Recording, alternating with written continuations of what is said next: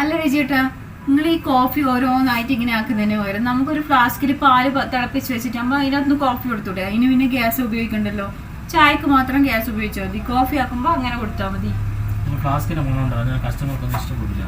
കുടിക്കാൻ വന്ന ആൾ പറയും ഇങ്ങനെ ഫ്ലാസ്കിൻ്റെ മണമുണ്ട്, അവർക്ക് ഇഷ്ടപ്പെട്ടില്ല. കസ്റ്റമറാണ് മെയിൻ നമ്മളെ, അതുകൊണ്ട് നമ്മൾ അന്നേരം ഫ്രഷ് ആക്കി ഉണ്ടാക്കി കൊടുക്കുന്നത്. എനിക്കെന്താ അറിയാം ഇതിനെ പറ്റിയിട്ടില്ലോ, കാഫി ഉണ്ടാക്കുന്നതിന്. രജിയേട്ടാ, നിങ്ങളെ ചങ്ങായി വിളിക്കുന്ന. ഹലോ, എന്തല്ല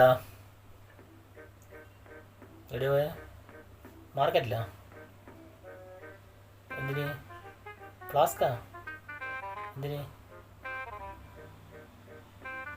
അതെയാ, അതിലായി ഞാൻ ചായ മുക്കുന്ന. അതെയാ, ഇങ്ങനെ കുറച്ച് ഗ്യാസെല്ലാം സേവ് ആവും അല്ലേ? ആ, അതാവും നല്ലതല്ലേ? എന്നാൽ ശരി, ഇനി വരുമ്പോൾ പിന്നെ ഒരു ഫ്ലാസ്ക് കണക്ക് വാങ്ങിക്കോ, കണക്ക് പീടികയിലേക്ക്.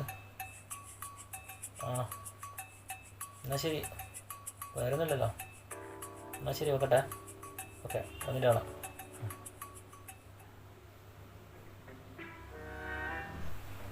മാർക്കറ്റിൽ പോയതാ, ഫ്ലാസ്ക് വാങ്ങി.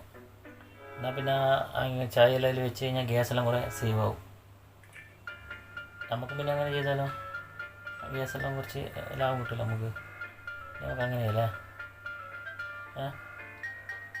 ഹലോ, ഇതേ കാര്യം കുറച്ച് നേരത്തെ ഞാൻ പറഞ്ഞാ, അപ്പം നിങ്ങളെന്താ പറഞ്ഞേ? ഞാൻ പൊട്ടത്തി, എനിക്കെന്തറിയാന്ന്. അപ്പൊ ഈ കാര്യം നിങ്ങളെ ചങ്ങായി പറയുമ്പോ അത് വേദവാക്യം, നമ്മൾ പറയുമ്പോ അത് പൊട്ടത്തരം.